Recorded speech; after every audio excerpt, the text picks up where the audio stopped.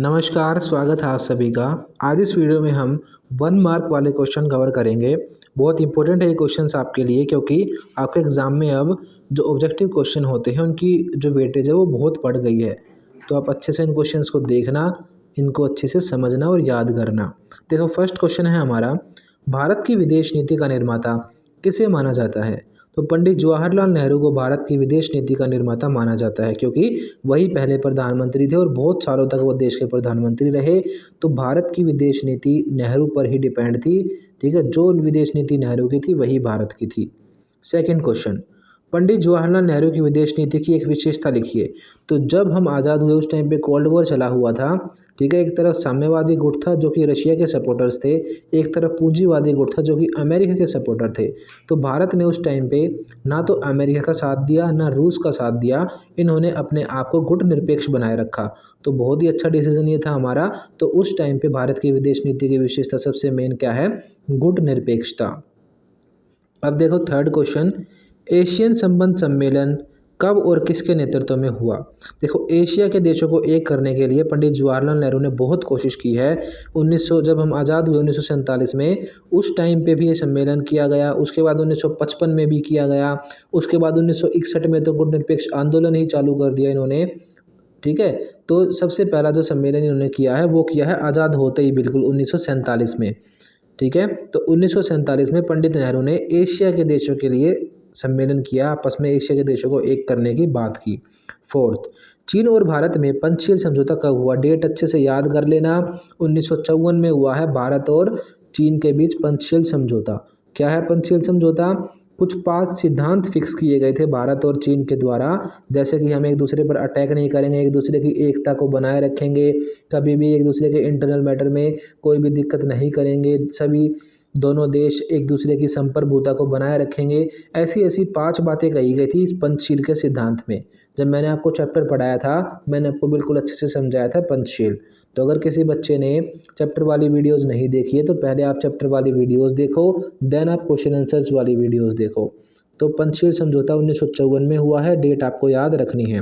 चीन ने तिब्बत पर कब्जा कब किया?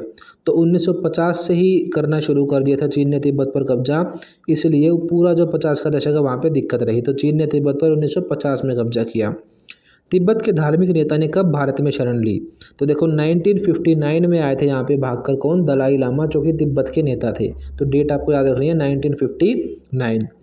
चीन ने भारत पर कब आक्रमण किया? 20 अक्टूबर 1962। ये डेट आप याद रखना। जब इंडो चाइना वॉर हुआ तो चाइना ने हमारे ऊपर अटैक कर दिया था अक्टूबर के महीने में 1962 में। पंचशील का एक सिद्धांत लिखे। देखो भैया की 5 बातें थी ना, जो उनमें से एक बात पूछ लिया आपसे, राष्ट्र को एक दूसरे की प्रादेशिक अखंडता और प्रभुसत्ता का सम्मान करना चाहिए। यानी एक दूसरे की अखंडता और हमारी जो आज़ादी है, प्रभुसत्ता है, उसका सम्मान करना चाहिए। देखो मैंने आपको ये सारी चीज़ें कवर करा रखी हैं, तो आप चैप्टर को अच्छे से पढ़ा करो। वहीं से आपके शॉर्ट क्वेश्चन बनेंगे, वहीं से आपके लॉन्ग क्वेश्चन बनेंगे। तो देखो अब पंचशील है, आपसे लॉन्ग में भी पूछ सकते हैं, शॉर्ट में भी पूछ सकते हैं। तो आपको चैप्टर में मैंने 5 बातें बताई थी, आपको पाँचों पढ़ लेनी है। अगर शॉर्ट में पूछे तो भी आप बता दोगे, अगर लॉन्ग में पूछे तो भी आप बता दोगे। अब देखो आप 9th क्वेश्चन, भारत और पाकिस्तान में अच्छे संबंध न होने का एक कारण लिखो। अब भारत और पाकिस्तान में अच्छे संबंध न होने का सबसे मेन कारण तो कश्मीर है। तो इसमें यही लिखा हुआ है कि यहाँ पे सबसे बड़ी प्रॉब्लम कश्मीर समस्या है। अब देखो 10th क्वेश्चन, भारतीय विदेश नीति को निर्धारित करने वाले कोई 2 तत्व लिखे। अब देखो जो 2 चीज़ भारत की नीति को प्रभावित करती है, पहला है संवैधानिक आधार, यानी कि हमारे संविधान के अनुसार ही हम सब कुछ करते हैं। ठीक है, अपनी मन मर्जी से कोई भी नेता कुछ भी नहीं कर सकता। दूसरा है भौगोलिक तत्व। भौगोलिक तत्व का मतलब है ज्योग्राफिक कंडीशंस। अब जो देश हमारे पास है, जैसे कि चाइना था, तो उसके साथ हमने अच्छे रिलेशन बनाए थे शुरू में। ठीक है, पर बाद में हमारी लड़ाई हो गई, इसीलिए रिलेशन ख़राब हो गए। ठीक है, तो भारत की ज्योग्राफिक कंडीशंस भी भारत की विदेश नीति को प्रभावित करती हैं।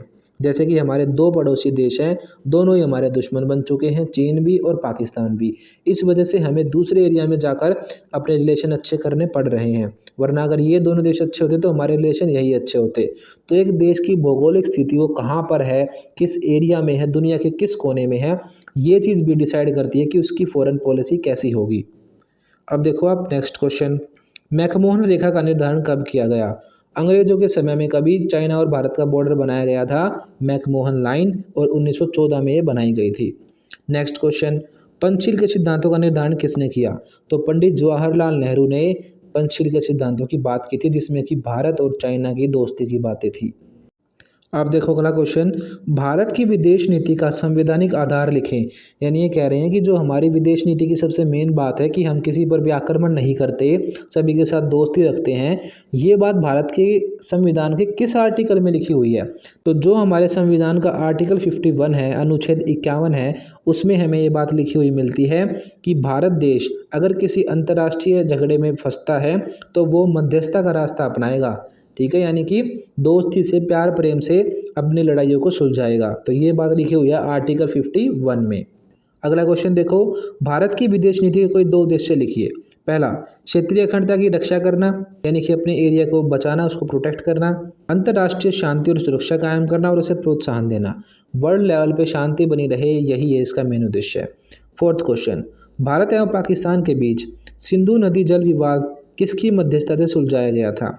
देखो, भारत और पाकिस्तान के बीच पानियों के बंटवारे को लेकर बड़ी दिक्कत रही थी, तो 1960 के आसपास एक समझौता हुआ था, सिंधु नदी जल समझौता।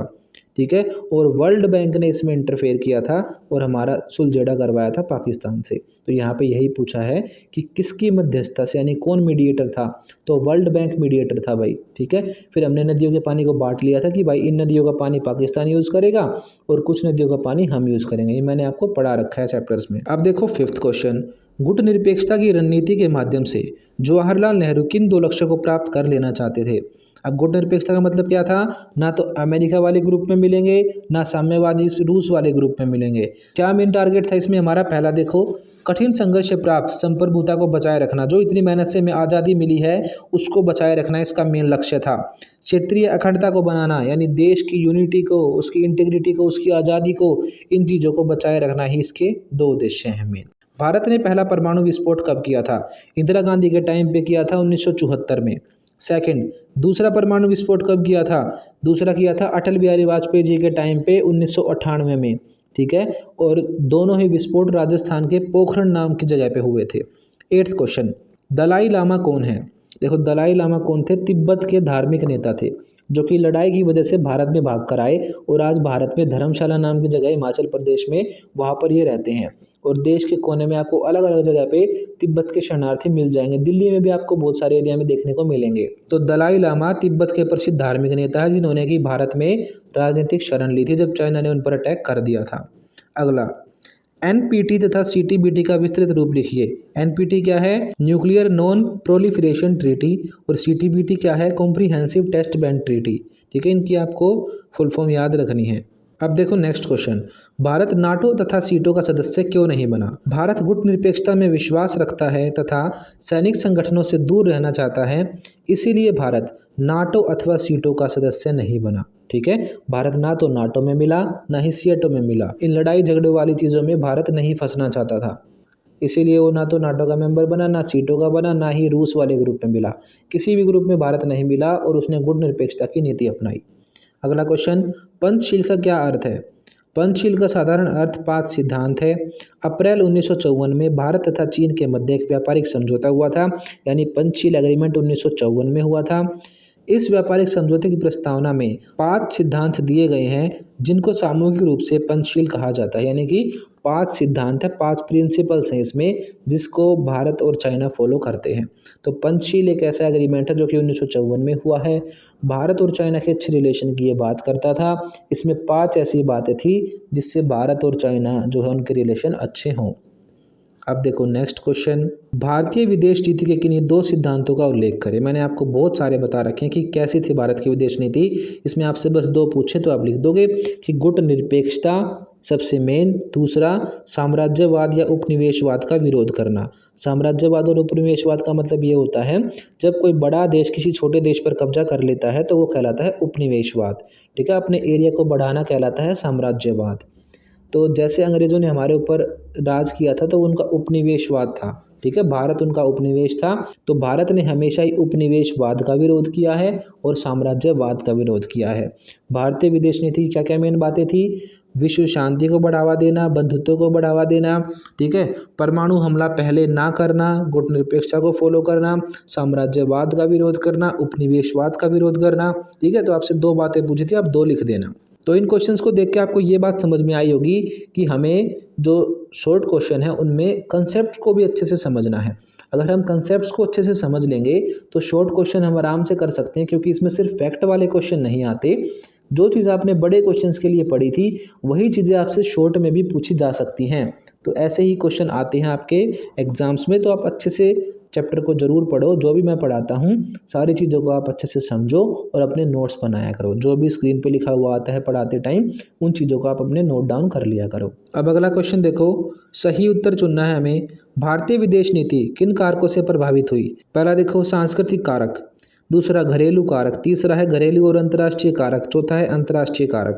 देखो इसमें जिसमें ज़्यादा ऑप्शन होंगे वही टिक लगा देंगे हम, क्योंकि घरेलू चीज़ों ने भी प्रभावित किया भारत की विदेश नीति को और जो इंटरनेशनल चीज़ें हैं उन्होंने भी प्रभावित किया। तो इसका सी ऑप्शन करेक्ट हो जाएगा।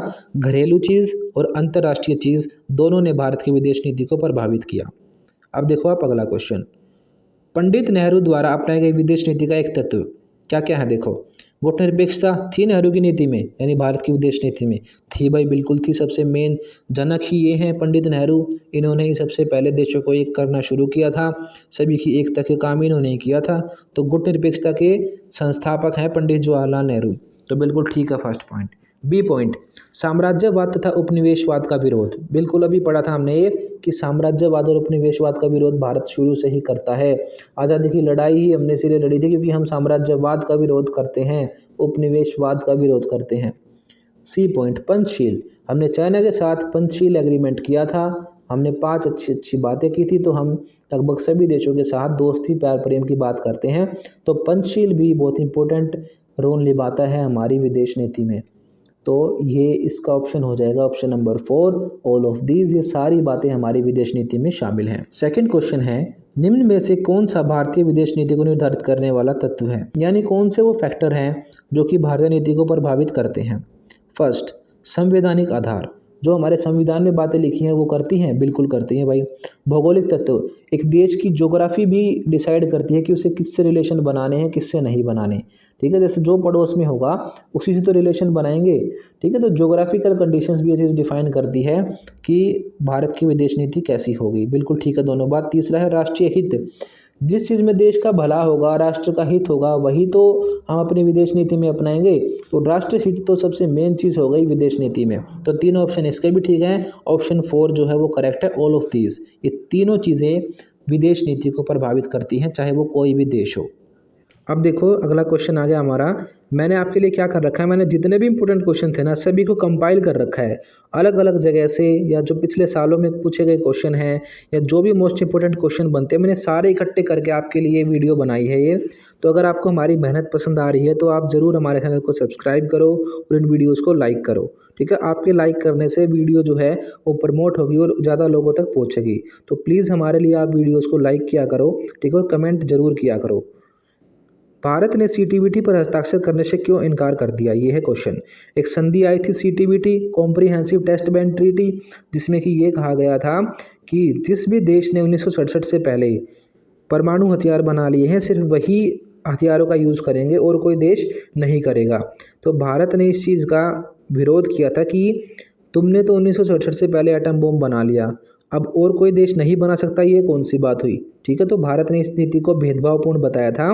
भारत ने ये कहा था कि हमारे 2 पड़ोसी हैं, एक है चाइना एक है पाकिस्तान, दोनों के पास एटम बम है। ठीक है, तो मैं इस नीति को बिल्कुल भी नहीं मान सकता, ये कहा था हमारे उस टाइम पे जो हमारी पीएम थी इंदिरा गांधी, उन्होंने। तो भारत ने सीटीबीटी पर हस्ताक्षर करने से इनकार कर दिया क्योंकि भारत इसे भेदभावपूर्ण मानता था तथा इस पर हस्ताक्षर करना भारत के राष्ट्रीय हित में नहीं है। ठीक है, सीटीबीटी पर भारत ने साइन नहीं किए क्योंकि ये राष्ट्रीय हित में नहीं है, देश के भले के लिए नहीं था।